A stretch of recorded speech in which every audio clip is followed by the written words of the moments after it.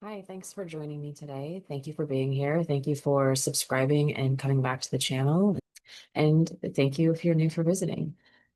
This channel has evolved over the last several years. And as I move into the work that I've been doing of having this creative background, really deep diving into spirituality in all aspects, and seeing this blend come together, I'm seeing that it's time to focus and narrow in and really speak to the creative professionals, the UX designers, the creative leaders, anybody in the creative profession where you're trading your time for your creative skills, specifically in corporate environments or very high-end environments where you have a lot of pressure and you have a lot of deadlines and you might be on the verge of burnout. And we leverage burnout as a badge of honor. We leverage burnout as this way that we talk about our identity as though we're going to war and we've weathered storms and look at all the crazy stuff that happens outside of that. But we don't have a real conversation about what happens internally and how, especially high achieving professionals, will drain themselves, will erode that creative well that was so easy to tap into.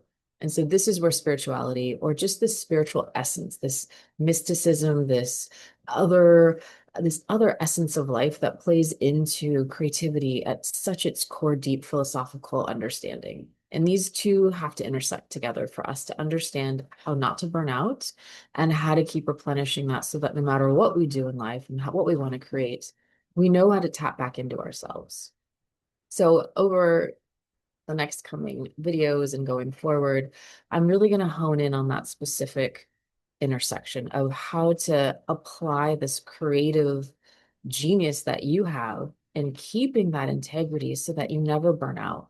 You never have to worry about questioning whether you're creative or not, or if you're in the right industry or not, and that there's this maintenance that we can understand how to leverage as well as thrive, as well as take that and thrive in whatever situation, or be able to have the empowerment to shift and change environments and situations so that the goal is always the same, that you are this creative being. And it is important that you live this very unique creative lifestyle so that you can continue to be the voice, the seer, the visionary for many people, for companies, for organizations, for whoever it needs that you put your work towards.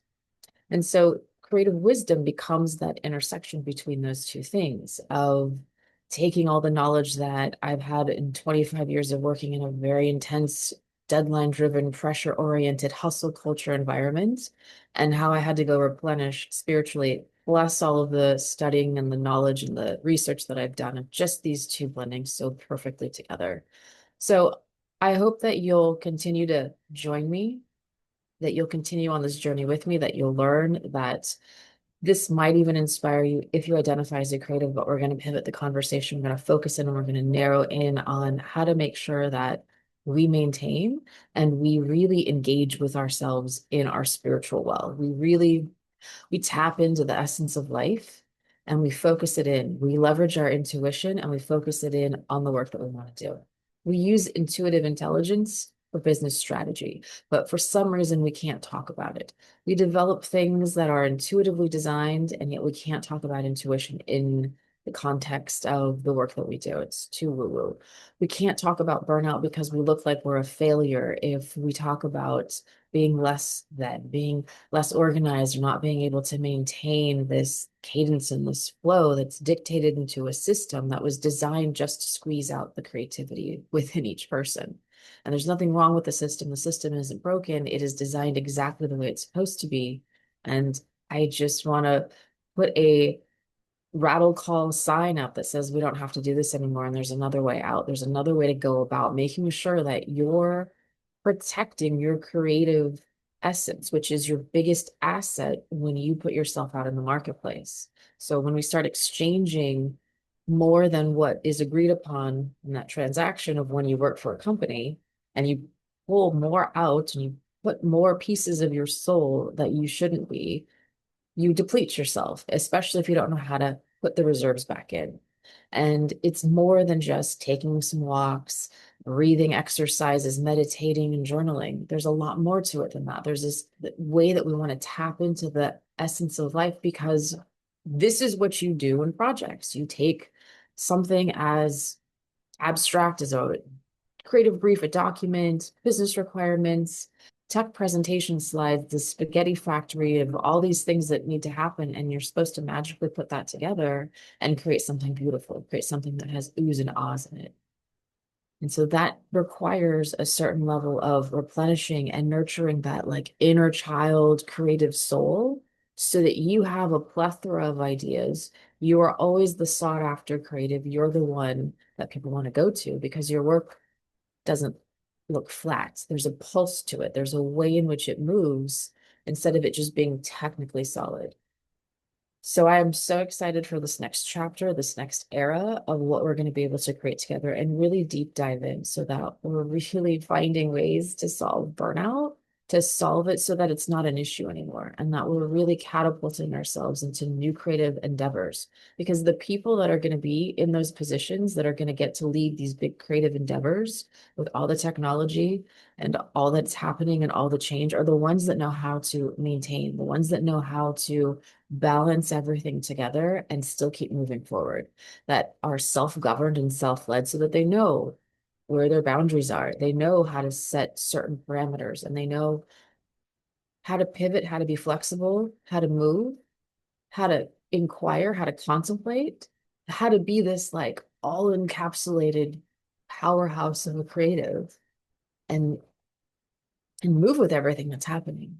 And so we want to focus in on that so that we're always open and that we're always able to create whenever we want and create on demand and not have to wait for a creative flow to pass through or hope that something in some crazy ritual happens that we're going to be able to tap into it. We know how to tap into it on demand because we're a source of power and we're a source of energy. We just need to know how to do that. No one teaches us that. This idea of energy is woo-woo, and that's like the furthest from the actual truth, especially when you are trading your creative talents and skills for exchange for money, right? So I'm excited for this new chapter. It's the next step. It's the right pivot to go towards to be able to help and talk to creative professionals, creative entrepreneurs, designers, anyone that's in a creative field that has a lot of technicality to it, also leverages a lot of empathy and design and creativity that have real deadlines and real pressure and how to work through that so that you can always deliver to what you love. So you can always deliver to a level that is just so fulfilling for you, or find ways that you can channel that into other places so that you're always feeling complete and you don't have a depletion from the job. It doesn't need to happen anymore. So, links below. Follow along. I'm going to start updating all of the social channels, really kind of diving in. You're going to want to follow because there's going to be different content in different places. There's a course coming up called Into the Creative Mystic. And this is where we really see that blend between being a creative and how there is this mystical language that we need to start applying for ourselves and figuring out how we again, maintain ourselves, we manage ourselves, we no longer need to have burnout, and then we can tap into these deeper resources so that we can focus in and be able to do work and deliver products, deliver projects, deliver things that enhance us, that make us feel elevated and happy to do the work and make and find ways within life to do things that are above and beyond what we normally do. And so this is a really great program. I've been working on this for quite some time. This has helped me. I wish I had this when I was going through my, I struggles and like working so hard and thinking that I had to take on every single project and say yes to and build a portfolio and build a book of work.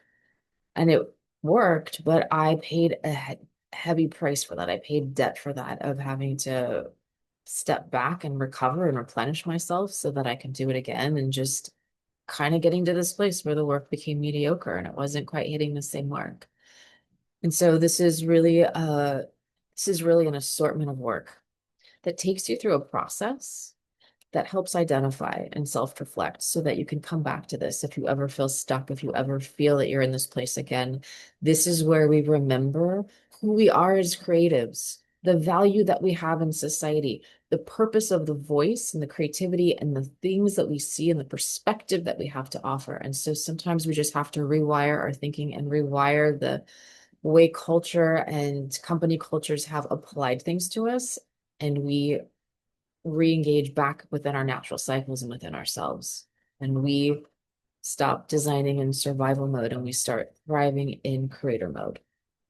So I'm so excited for what's coming next and all the little things I have brewing behind the scenes that I can't wait to share with you in the upcoming months. Thank you for being here. Thank you for watching. Thank you for your support for all these years, all this time, all the comments that you leave. Just the support and just the conversations that I get to have with you mean a lot. And I hope that we can continue this and that we can really start to build a community. It's happening. We're doing it. It's happening this year. So thank you for watching. I love you all. And I will see you very, very soon.